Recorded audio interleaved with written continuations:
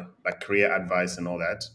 And I Mm. realized there's only so much I can keep repeating or keep saying. So I thought, let Yeah. me bring people I know, some people I don't know, but I can reach out to and see if they're keen. Yeah. So people can actually go live and actually get a chance to ask their questions live.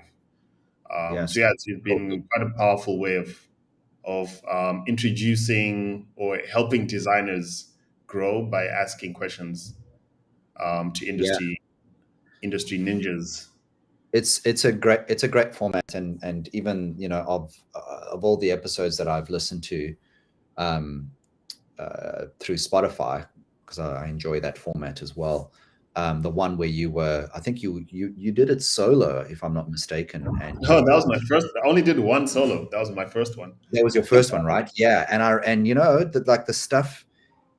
One of the things that I heard you say there is around like how do you keep creative, how do you stay engaged and things Yeah, like that when you're on at an agency and you get given a brief every 30 minutes, and doing an extra side your own personal project to keep you. I yes, was like, damn straight, that's such a great way. I've given that advice I don't know how many times to different designers, really, because oh yeah, it's so good. Yeah, it was so good. It's such good advice in my view, because it's actually helped.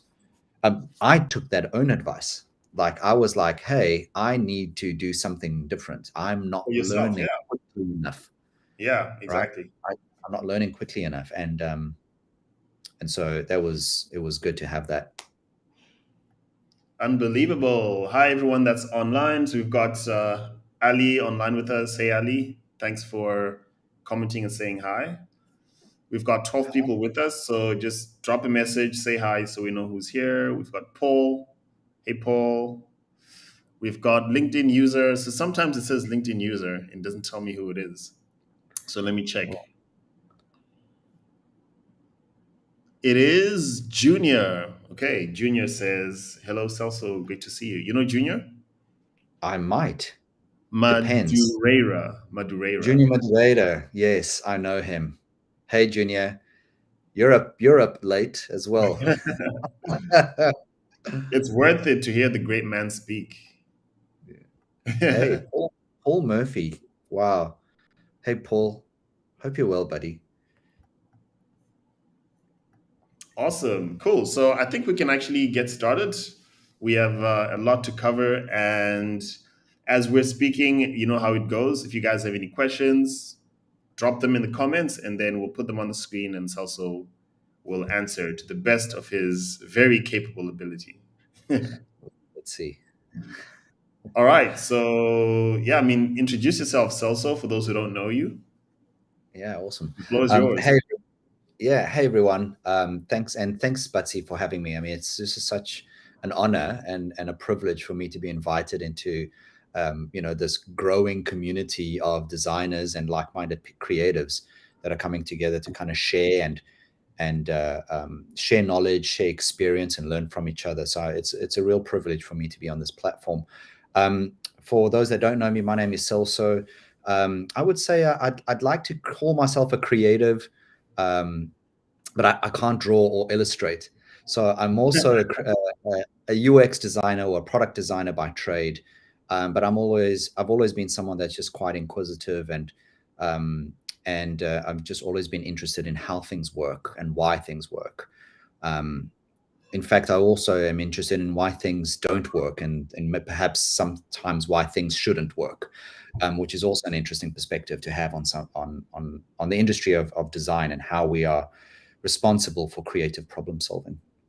I've been around the block. I'm from South Africa originally. I'm now currently in Melbourne, Australia, and my career has really brought me through quite a few different places, from corporate, which is where I met the great Paul Murphy in a previous life, and then through professional services, which has been the last 12 years of my career, both in South Africa and here um, in Australia. That's where I met Junior Madureira. He was a part of the design team um, in my previous role.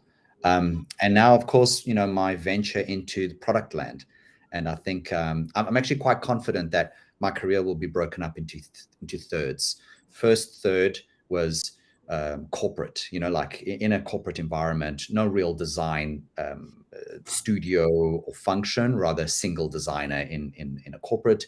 Then into professional services for that was like a decade. Then professional services for just over a decade, and I reckon now Wow, SaaS products for the next decade is part of my plan. So how can I be supportive and helpful in products going forward is really what I would be focusing on for the next 5 to 10 years. That's my plan. So let's see if amazing. I stick to it. It's actually amazing that you describe your career so far in thirds, because I do the same. Because the first third of my career was being an entrepreneur. Then I went into corporate, and now back. So yeah, I describe it in exactly the same way. Amazing, cool. And it's, I'm not surprised that as designers we think in thirds. Like it's the rule of thirds is just ingrained in everything we do. So why wouldn't we do that with our careers, right? Exactly, that's a good point. So how did you fall in love with design? Have you, because you said you're not artistically inclined. So how did you get here to be a program director who can't draw? Yeah, that's a really good.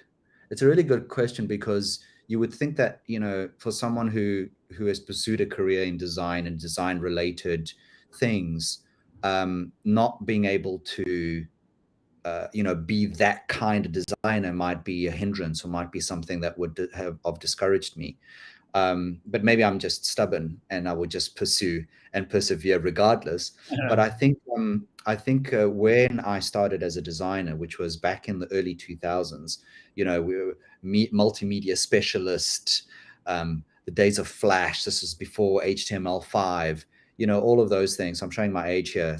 My bread and butter was in Corel Draw, so I actually started as a graphic designer. Ah, Actually, before that, I did 18 months as a architectural tracer. So I used to oh, do designs in AutoCAD. So that was my first touch into design, but there was no rendering. It was just lines. So it was really right. just like technical drawing, technical thinking, and that really opened up my mind into having a look at the inside of how things work and why things work instead of solving real problems in humanity. Let's just say I was designing air ducting, so I was really solving too many problems there. But what I've always had a passion for is just trying to understand how things work and coming up with creative ways to solve challenges, but not just soma anything, things that are going to be useful for humanity, for people, right? So of course I've got a passion for people, and so I wanted to do something there, and design seemed to be what I would gravitate towards. Um, Right. I wanted to create movie trailers. That was my, like, when I was a kid, I was like, I want to do movie trailers. I thought, wow, what an what a really interesting job to put together 2 minutes of such interest, to create such interest and hype without spoiling a movie. I mean, that takes quite a bit of, Yeah, talent to do something like especially that. because half the time the movies aren't that interesting.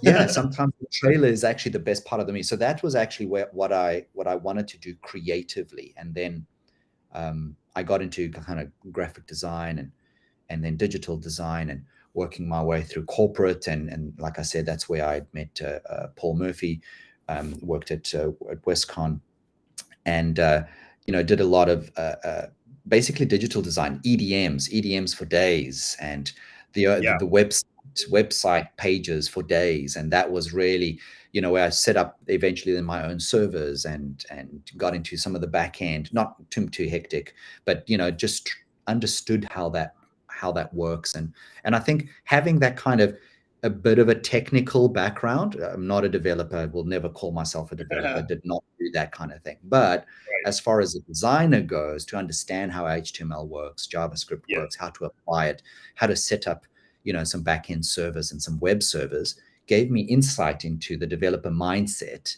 But also, I think it helped me. Actually, I don't think it definitely helped me be a more empathetic and more conscientious designer when it came to applying the tools of the trade in that aspect. And then once I got into professional services, which is, I met you down the line, but when I got into Aqua, I think that was the place that really unlocked my curiosity and interest for design, and that was through interaction design.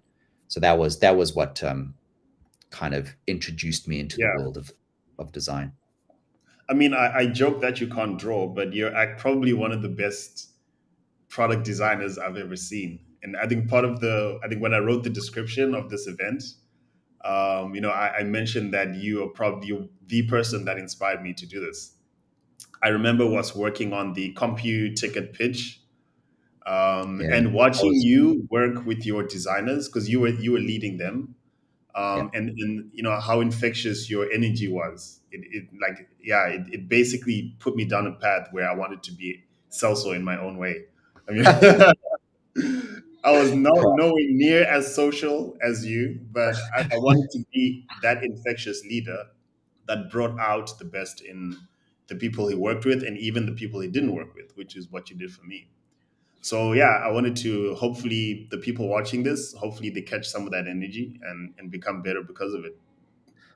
I still and thank you, Batsy. That's really very kind of you to say.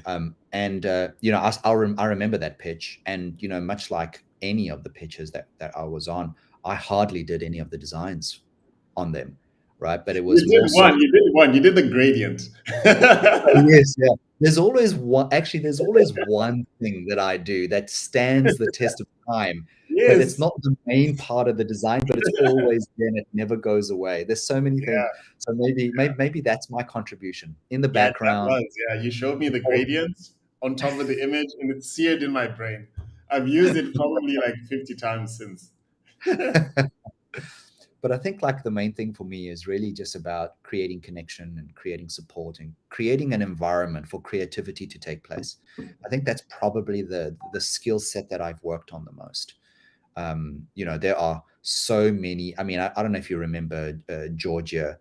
Yeah, Um, for sure. Georgia Walsh. yeah, Georgia Walsh. What an incredible designer, right? Such a creative. So, but so my whole thing was like, how can I get the best Out of out her. of Georgia, and how can I create Right. the best for Georgia is actually the mindset that I then needed to take. And so for me, it was more so, how can I create an environment where designers can thrive versus me having to be the designer to thrive all the time. Otherwise, I become a bottleneck. So by, the way to scale design, the way to scale creativity and leadership is to do that with the team, right? So it's like create a platform and let the creatives really just do what they're there to do. Yeah, that's interesting. So let's unpack that a little if we can. So as a design leader, how do you create that kind of environment? How do you bring out the best in your designers? Yeah. Um, the reason that this is not a simple task is because people are complex, because people are different. Everyone has a different way of being motivated, right? So Yeah. like, if you are in my team, and if someone else is in my team, let's just say you and George are in my team, and what a dream team that would be. What I would say to you to motivate you would be very different to how I would try and motivate Georgia, right? Right. And so I think that the first thing is just about creating a personal connection, trying to really understand what is the best way to unlock and unleash Batsy in that creative thinking, right? Sometimes it's about kind of standing beside you all the way through. Sometimes maybe you're that kind of designer. Maybe you're the kind of designer where we have a quick powwow, we align, and then I get the hell out of your way, and then you just like Right. I've had a couple of designers that has been in my teams, even here in Australia, where that was just the best way to be a leader for that person. Was just like, how do like, hey, this person, all right, we align. This is what you want to do. Yeah, I've seen that done before. It didn't really work out. So, so if you're going to go down that path and you want to really go down that path, look out for this, look out for that, maybe try that, and then go. And I'll always be here. Like, I'll be here to pick you up if you fall, but you carry on going. and you just go, and I'll, whatever I need to get out of your way, I can just be the Yeah. bulldozer in front of you if you really need to. Yeah. Exactly. And that's what that designer needed. Another, and I think it's just about gaining an understanding of what are the motivators. I mean, think about it. When we are solving problems for people, right? One of the best ways is to try and understand what are the things getting in the way of those people achieving the tasks that they're trying to get to or achieve, right? And we're creating an empathy map. We're Yeah. creating a persona or some kind of a group of properties that allows us to understand their motivations better. Do the same thing. You've got a team of Human-centered people. leadership. That's right.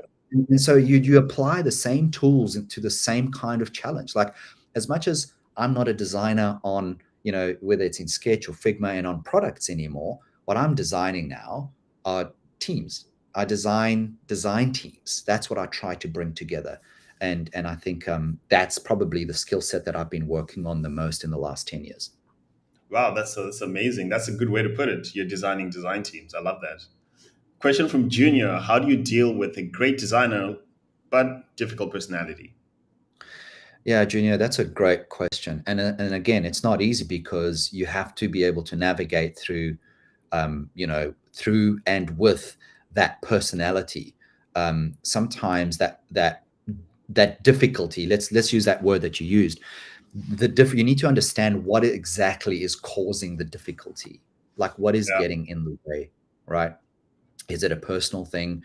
Is it a lack of confidence? Because sometimes people will hide behind an insecurity and Right. just be difficult, as in, and by difficult it could be that they're not open to think laterally, they're not open to collaborate, they're not open to try something else, they're not open to follow either, right? Like, one of the things, and Junior, I would hope that you would have noticed this in my leadership in the team, is if there is no stage for a single rock star, at least never in my teams.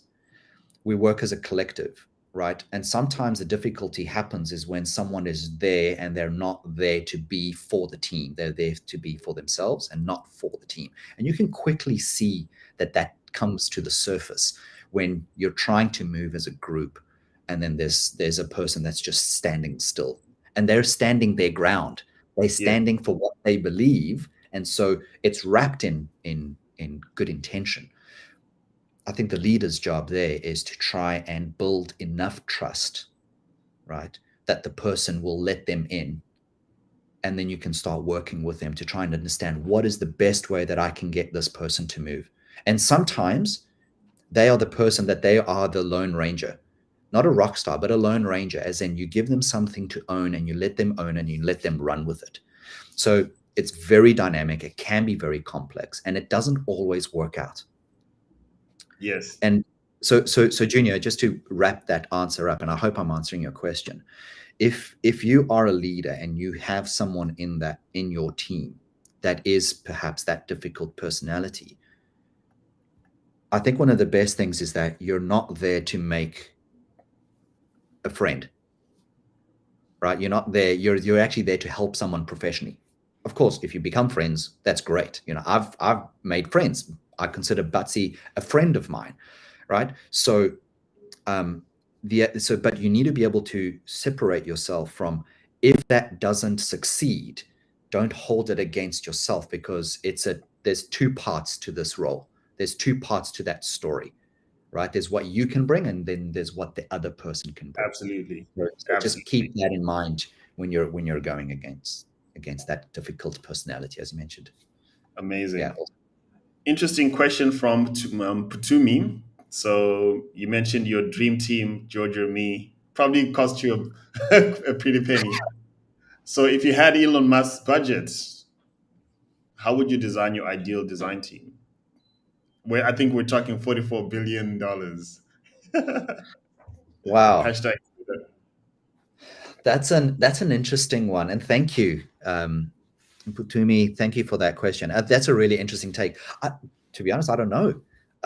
I've never had that kind of budget to put a design team together, right? The kind of thing, though, if I think about it, like I would think about it like, what needs solving that would require that much design capacity? And I think that's where I would start. And I'd go, okay, do I need breadth or do I need depth? Do I Yeah. need both? Yeah. Right. So that's where I would start thinking is like, okay, is it one very complex problem?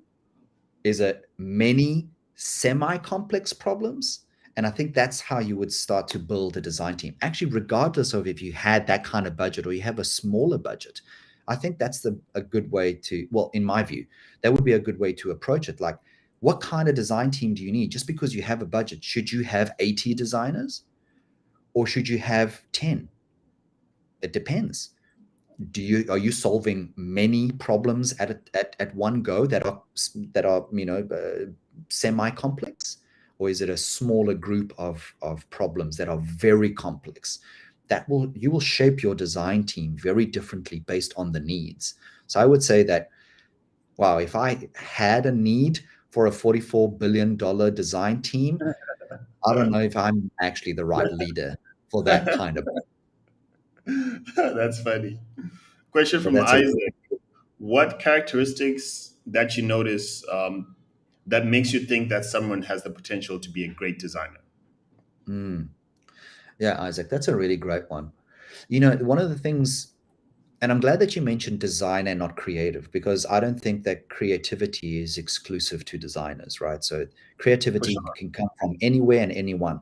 Some of the Yeah. most creative ideation sessions that I've ever had were with engineers, with developers.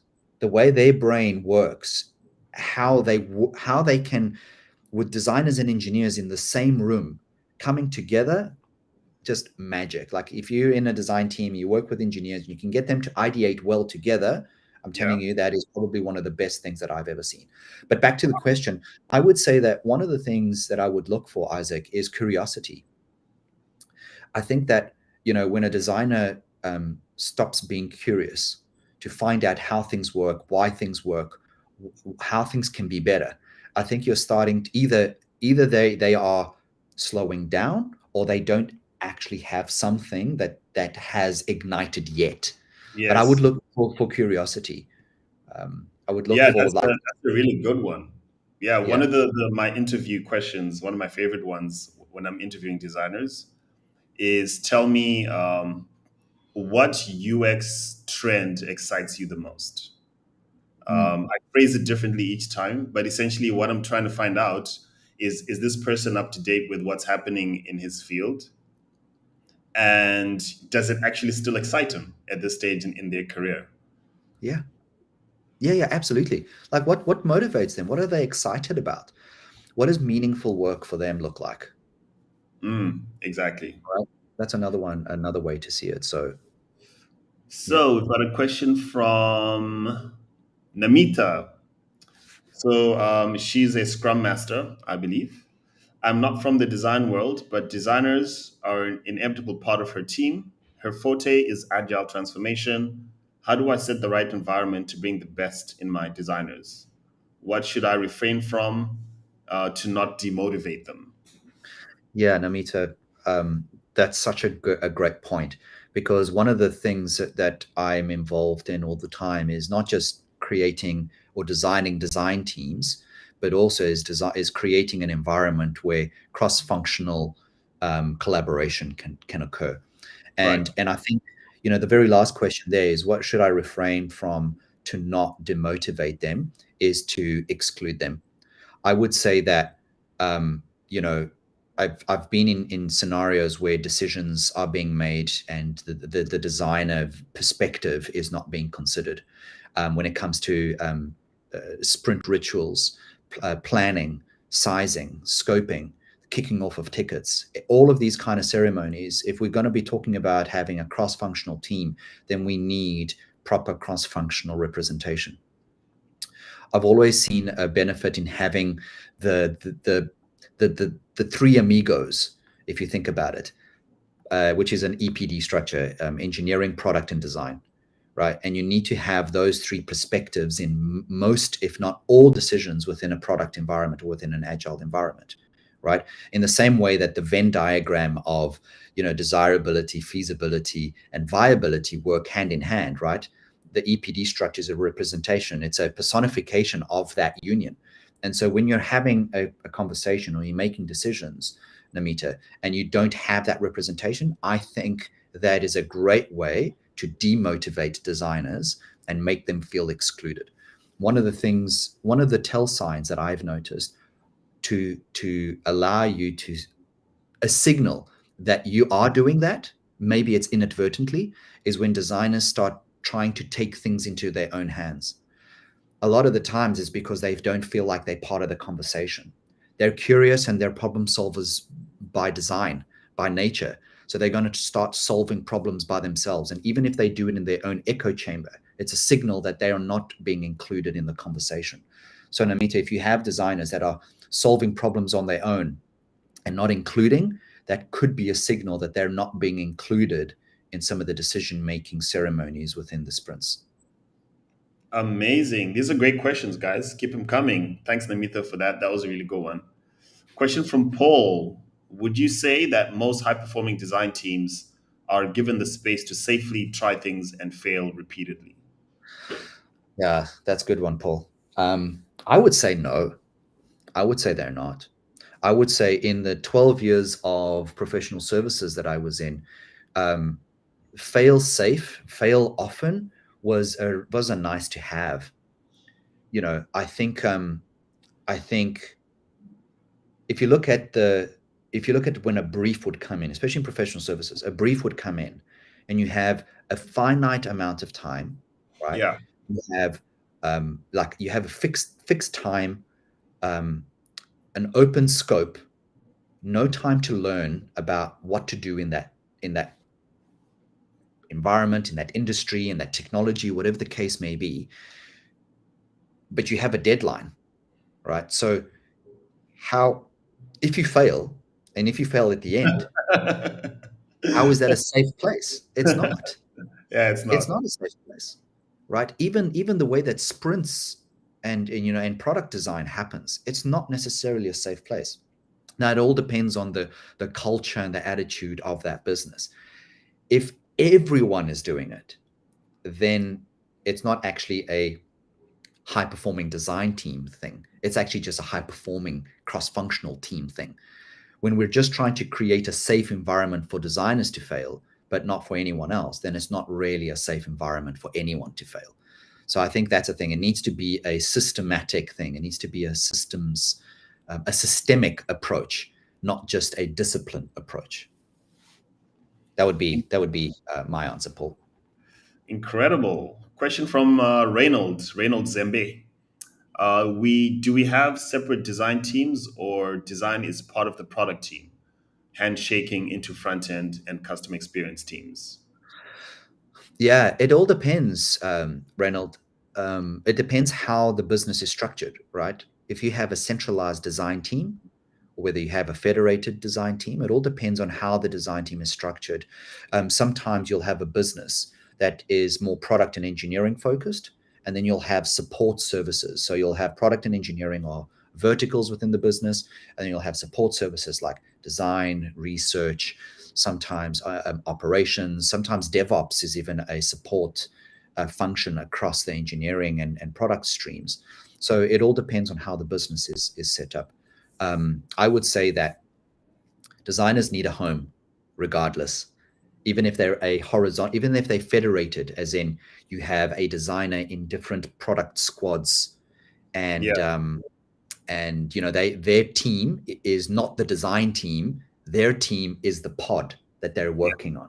Yes. I think designers should still have a home. There should still be an umbilical cord connected to them and the source of nourishment.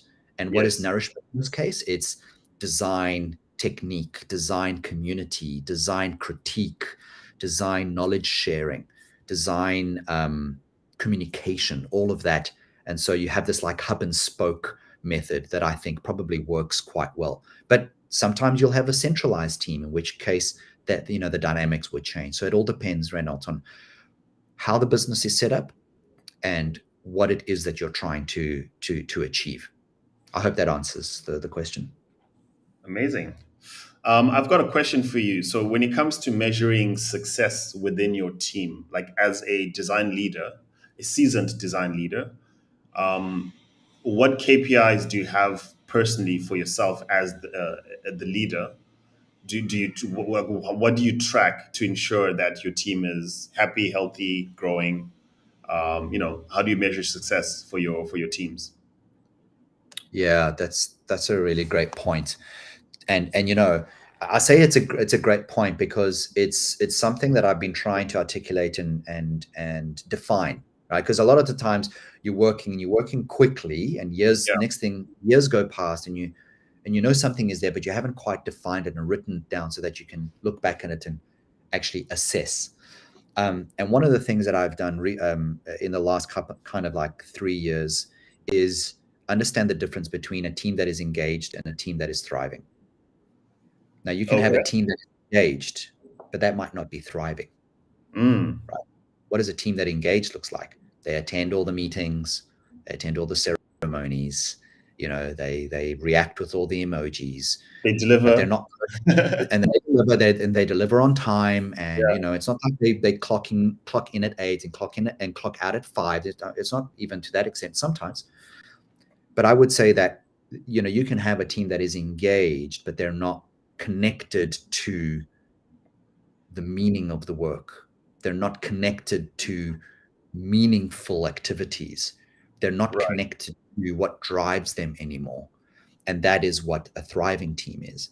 And so I think one of the things for me is like how to, and I know that Microsoft in the last, I think, 12 months, they actually released something around how they're measuring thrive within their Oh, really? teams as a metric to try and understand quality Wow. in teams.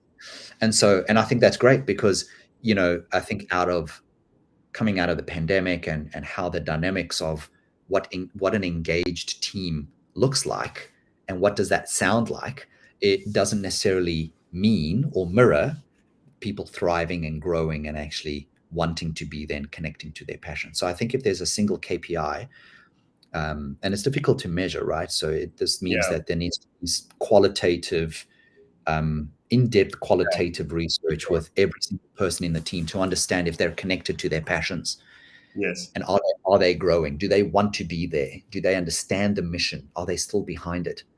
Is this And I still think, fertile ground for them to explore their career? yeah, I think that's a great point, and it ties into what Isaac is asking here and what you spoke about earlier on about motivating your team. It's really like you're saying, it's understanding each of them because everyone in your team is different. Everyone in your team has different motivations. So I think to answer your question, Isaac, it's like Celso was saying, it's really about understanding what each of your designers, where they are in their professional and personal places, meeting them at that place and helping them thrive. We've Yeah. got an interesting question from to me. Going into 2023, what are you eager to do differently? Ooh, Oh man. Look, I think I'm always iterating on things, so it never stays the same for very long. well, besides your beard. Besides my beard, that's right. Um, and I think into 2023, mm, I think for me, like I said in the beginning when we first started the session, the next 5 to 10 years is going to be me in product, in the SaaS environment, Right, and designing teams in and creating and cultivating creative environments in this space. So I think there's going to be a lot of learning for me still.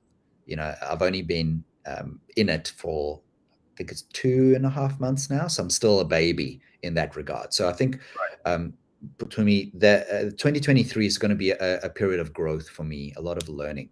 I'm going to be taking what I learned in my last 12 years of consulting and agency life, and I'm going to somehow translate that into what needs to be good and right and fit for purpose for the next 10 years in this field. So I think what I'm going to be doing differently is I'm just going to be kind to myself around how quickly that learning curve is going to be, because knowledge knowledge gathering and understanding always follows that S curve, right? You can look up any kind of learning curves. It's always an S. A learning curve is not always just this Exponential. like exponential up, right? It's actually an S. So what happens is in the first part, right, which is flat and low, you're putting a lot of effort and a lot of time goes past, but it doesn't feel like, it almost feels like you're putting things into a bucket, but the bucket has no bottom and it doesn't feel like it's building up, but it actually is. So we have to be kind to ourselves to give us the chance to realize that we're actually learning, but we're just not getting to that part where we are engaging or having impact. And I think I'm going to be just in 2023, I'm going to be kind to myself around how long it's going to take me to learn how to be effective in this new space. Oh, that's a unexpected answer. A good one. Question from Isaac. What is your take on AI and its contribution and effects in the design ecosystem? Mm, yeah, AI is really interesting. Look, I think the biggest influence I see, at least for now, and sample of one maybe, um, is going to be in research. I Okay. think I That's think I that haven't. I think that artificial intelligence is just going to close gaps, accelerate us in being able to synthesize information, and that is going to help us make better decisions a lot quicker. You'll see a lot of platforms coming online with regards to research platforms, research repositories. So so let's just say you have a design team, and you have all these, and maybe research is a centralized research team, or maybe research is a distributed model, as in it's a Right. horizontal skill set within all the designers. So every designer needs to be able to research up until a Yes. central point, right? Right. And maybe they're working on different projects. So they're all researching, and the research is always to build on the knowledge of the previous piece. So you're always building knowledge instead of repeating the exercises. But what happens is that all of that knowledge now sits side by side, building, but not connecting. And so a lot of businesses, they end up creating these research silos or these knowledge silos, even agencies, all these knowledge silos, but they're sitting with a lot of information. And if you have to cross reference that information, you could actually find out a lot of interesting insights and findings. I think that if artificial intelligence is going to help accelerate the synthesis and the cross pollination of those silos within businesses. And then, a business will then have industry and global insight into their space instead of just Right. product and user insight. It'll help elevate their perspective on how things work. And if you think about it, a digital product doesn't just compete with its counterpart, with its competitor.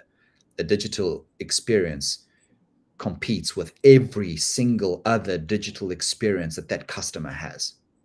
And so when businesses can start having a more global, a more um, industry or platform agnostic perspective on how users behave, the more powerful their design decisions are going to be. So I think AI and research is going to be a really interesting space to look out for. That's a really good one because I'm just realizing now that tying into what you said before about no time, and limited resources.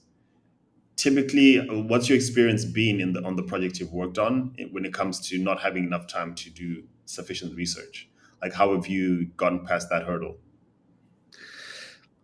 Well, I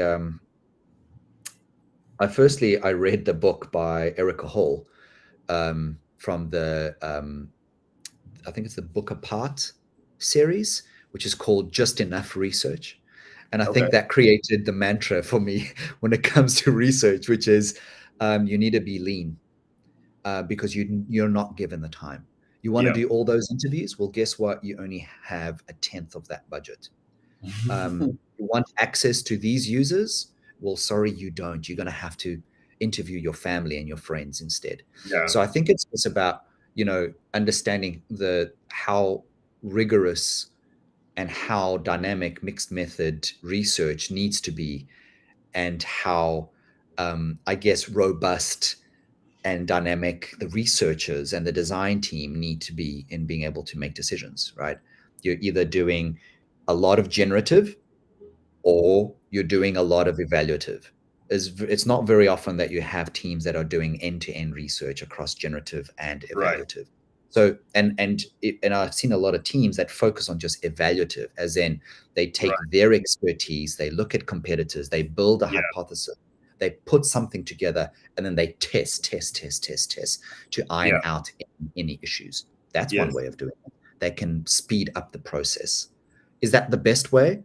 Well, what is the best way? That's a really interesting question when it comes to solving a design problem, because the best way is the way that gets us to make decisions that helps people, the user or the customer or the person achieve the task. So maybe you did a couple of guerrilla style interviews. Maybe that helped. So maybe you didn't need the 20, you know, rigorous and intense qualitative research or a 200,000, filled out survey to make a design decision. Maybe Right. speaking to five people was enough to make a good design decision. Right. Yeah. Great point. Great point. So I had a question around hiring. I'm starting to see a lot of UI, UX slash product design positions are targeting senior designers, and there seems to be very little room for junior and even mid designers. How are you seeing that entire hiring space at the moment? Is that accurate to say? And what advice would you give junior to mid designers who can't get a Yeah. job because companies are looking for seniors? Mm. Yeah, this is not an easy one to navigate. But I think the first half, I've always noticed that there are two pendulums swinging. The one is from generalist to specialist, and the other one is from professional services to in-house. And depending Yeah. on which geo you're in, which industry you're in, the pendulum might be swinging at different places, right? What happens is that when the pendulum swings from specialists to generalists, which I think is what is happening now, which, the rise of the product designer role again, it means that they're involved in more end to end, which means that they Yes. need to bring a more generalist skill set. Yeah. And for you to carry two sets of skills, can you be a junior? Well, that's the question that employers are asking. Not that that's not me as in my professional, designer Got it. approach. It's like, Got it. well, how? Okay, Butsy. So how? So you've been designing for 2 years.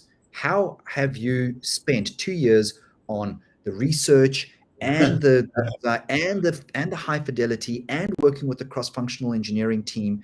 So how have you done all of that? Surely you must have one side that is shinier, one side of the coin that's a lot shinier than the other. And I think that's the thing. That's what's driving the senior drive, because it's like, hey, we want people that have spent enough time building that. We had the T-shaped people, Yes. right? What about pie-shaped people, right? So you have two disciplines going down, and so and I don't mean like apple pie, and and you The have number it's five. the yeah, right. So you have two I guess areas of focus.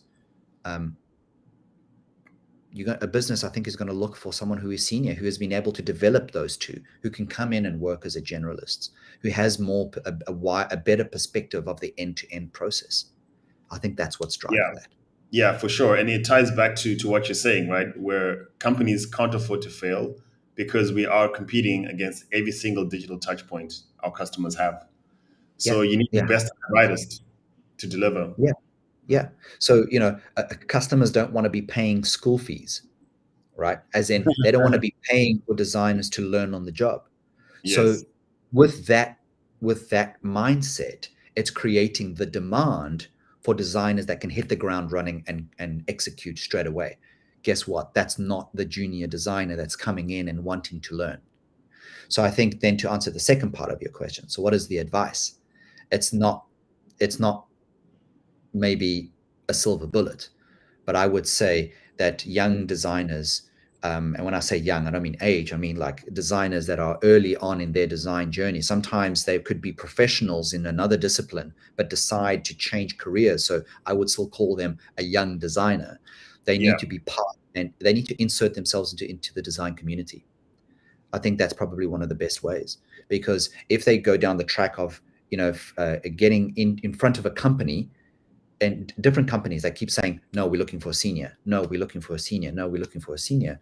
Well, you need to expand your connection group. You need to speak to other designers and talk about how you can build that from T shape to pie shape while you're still looking for that role, for that good role. And you know what? It's going to take open-minded designers like you, for example, to be able to look at them and go, okay, I see that you are on this path. I yeah, can recognize talent because I am further along the line. I'm not yeah. that young designer anymore. I can see where you're going. I will give you the chance. Budget allowing. I met a Budget. brilliant young lady, and I couldn't action because I it just didn't have the head count or the budget. But she was amazing, and she had only been doing it for like a year. But I could already tell she's an amazing UXer.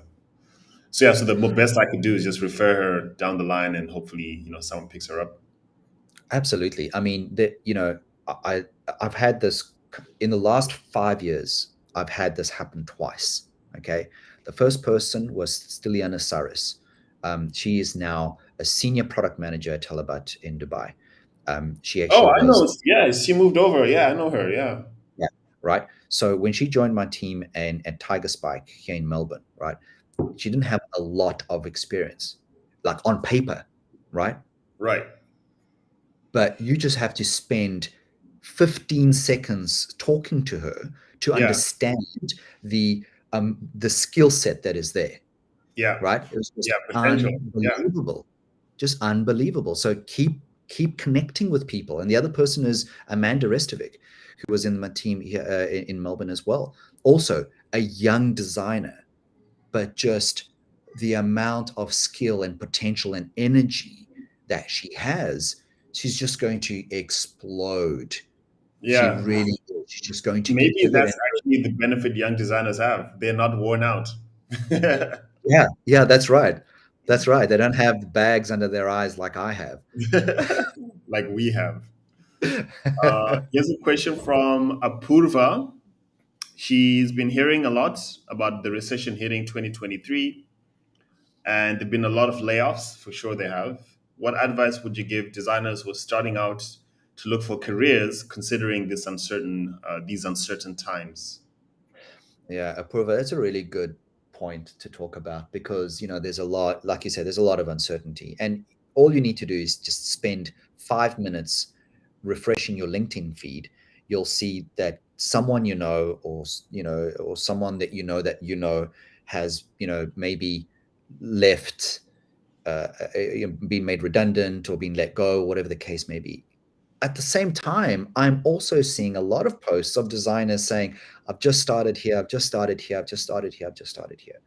I think specifically when you look at the investor market with regards to tech companies, even globally, you'll see that there's been a very big shift from growth focused investment to performance focused investment. So the Mm, investors at the moment, they're not looking to invest to grow without profit. They're looking to grow their profit, right? To grow their performance. So that's why a lot of the companies, yeah, I'm not a market analyst or anything like that, right? So take this comment with a pinch of salt. It's just my sample of one observation. So I think this will be cyclical. I think this will be a cycle. So I think the first thing is hang in there. It's not all bad. Some people have had it bad, and yes, and we must empathize and we must reach out and, as a design community, come together to try and help them. Like Batia has offered to do, portfolio reviews and things like that. Those are great ways to kind of support the design community that is going through this tough time. But I think it's also important for everyone to keep looking to see that there are opportunities that are still out there. I see so many people that are celebrating starting a new position, almost as many as those saying, hey, something has happened, I need to look for a new job. So I think it's all just about perspective. Like, is the glass half empty or is the glass half full? And I've always been a glass half full kind of person. So I think, if we as designers, if this is the design community coming together, I think it's really important that we are supportive, that we reach out and help these designers. It could be me, it could be you, it could be that young designer, it could be anyone really that's going through this. And I think this is a great opportunity for the design community to come together and support them. Amazing. Very true. So we've got Yuri live on YouTube. Hey, Yuri. Said he was referred by Joe. Joe blogs. Let us know which Joe it is. I'm sure you know a lot of Joes, Celso. Joe. See, now Yeah, let this us is going know to be bad which because Joe it is.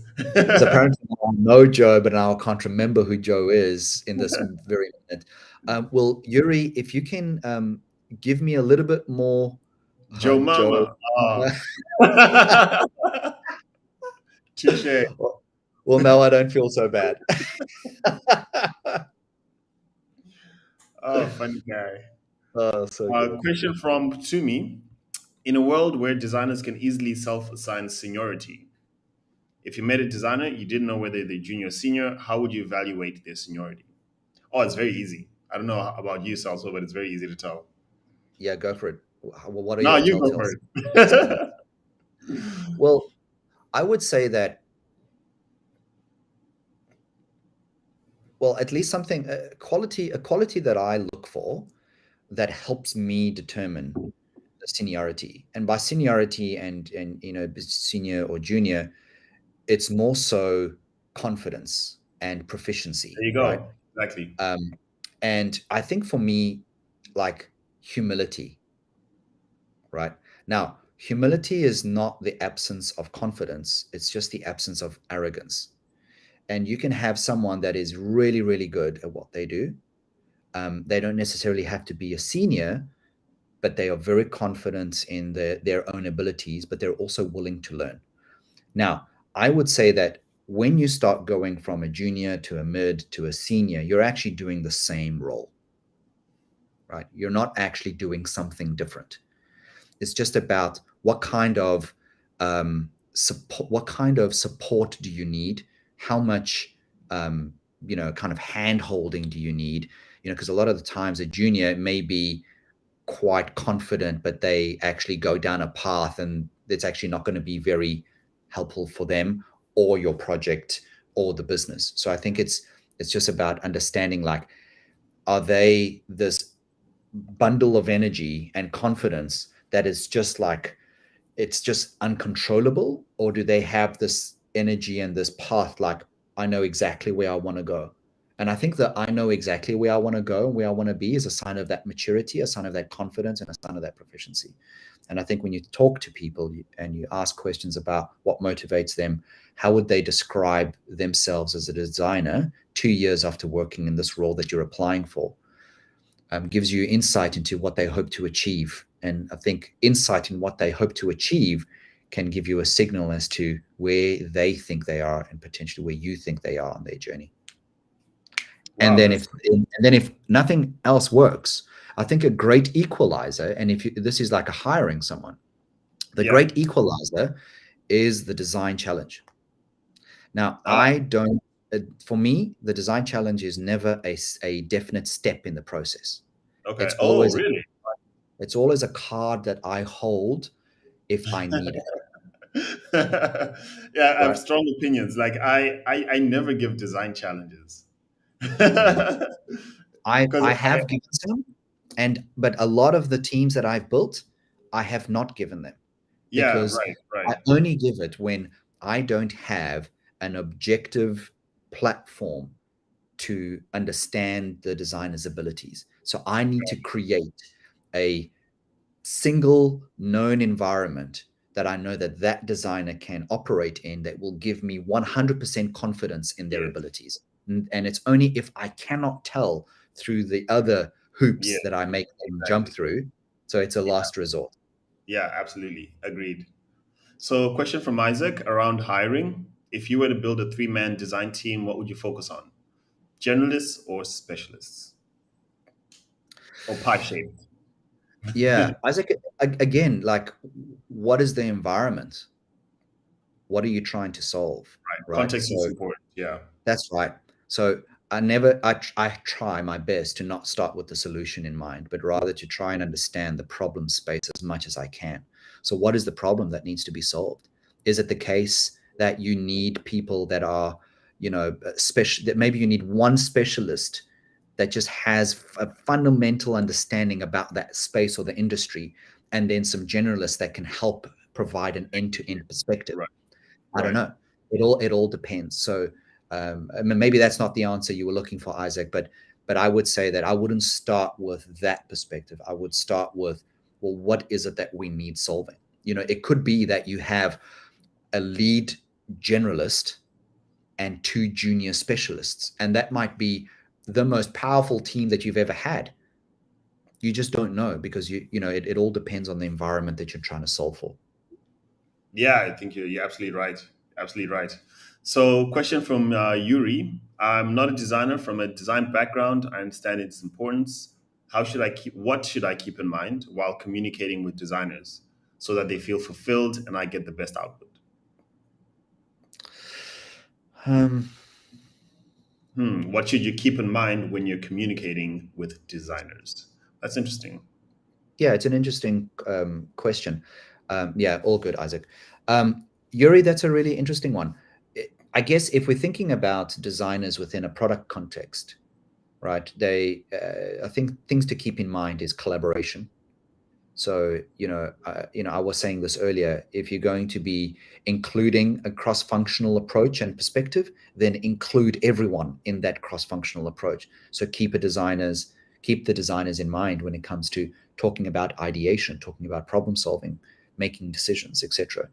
I think one of the things around um, feedback is also really, really important. Like, design critique can literally destroy a designer, right? Mm. Because for two reasons, and sometimes it's even the designer's fault, because we are not good and we're not trained at providing feedback that is constructive, but also we're not good and not trained at soliciting feedback. We're not good at asking for feedback in a way that's actually going to be constructive. So I think, Yuri, if you're in a position that you can actually have influence and impact, and you want to be a good person about it, you find out what is the best way to provide feedback that is going to motivate that person. But to do that, you need to first understand what motivates them. Yeah, exactly. I think a great point to take away from this session has been everyone's different. How you treat and work with designers really depends on the individual. Yes, there's no silver bullet, right? No. Amazing. So we're almost at the 1 hour mark. I have one last question. Given you've been around for a while, do you have any CV and portfolio tips for designers out there? Mm. Yeah, I think all good, Yuri. Um, in the last kind of towards the end of 2021 to the beginning of 2022, um, I went through. I was we were hiring, and like for 8 months almost, it felt. And so I was looking at um, CVs after CV after portfolio after portfolio after portfolio after portfolio. So I think one of the things is that when you're putting a CV together, like, take a human-centered approach to it. Think about who's reading it. Think about the fact that that person is not just reading yours. Mm. One, when they've got all the time in the world and they're sipping, a really, Pina colada. pina colada, and their feet up, and they're sitting and they have all the time. Think about the environment in which your CV is going to be looked at. Okay. They're probably needing to hire really quickly. They're probably stressing because they have a limited amount of budget. Okay. And they probably have 100 CVs that have come in, 100 portfolios. Now, how long does it take to look through a resume? And then think about how long it takes to look through a portfolio. It takes quite a long time. If that hiring manager is wanting to do a good job, if they're taking this seriously, they will read through everything. Now, If you think about that, how do you, I think the best way is to like, how do you make yours as short or as concise and to the point as possible, highlighting all of the things that you think are the best part of you as a designer and all of the things that connect you as a designer to the need that has been expressed. And I think the work needs to be done upfront. You might need 2 or 3 different portfolios. You might need 2 or 3 different resumes that are short and sharp and interesting, right? I think that's been the best. The ones that have stood out to me out of the pile that I would go through on a daily basis is the one that was to the point, wasn't throwing everything that they've ever done. Right. They've taken time to design the best experience for me. And I saw that by the way that they shaped their narrative. It went over 2 pages, no more. Their portfolio that they linked to me wasn't just a link to everything that they've ever done. They curated the things that would spark an interest in me based on the role that I'm advertising. Then I was like, hey, this person seems like they would fit immediately. Rises to the top, first round interview. Right. Amazing. That's a good one. That's a really good one. Okay, last question. This because this is a good one. What question did you wish we had asked you? Oh, before we answer that, Yuri is asking about Ligma, and he's gonna say balls. So forget Yeah, forget. I think Yuri's baiting. So you had Nice try. your chance with the first one, Yuri. Second one, not so much. Nice try. So yeah, what question do you wish we'd asked you?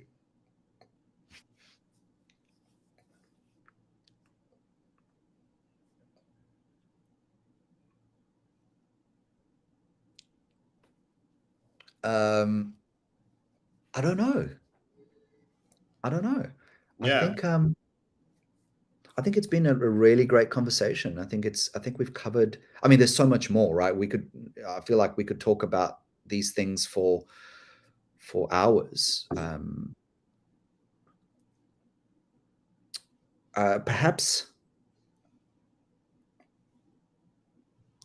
Okay. Maybe we hadn't touched on what are some of the things that I've had to do first in moving from agency or consulting into product as a design leader, right.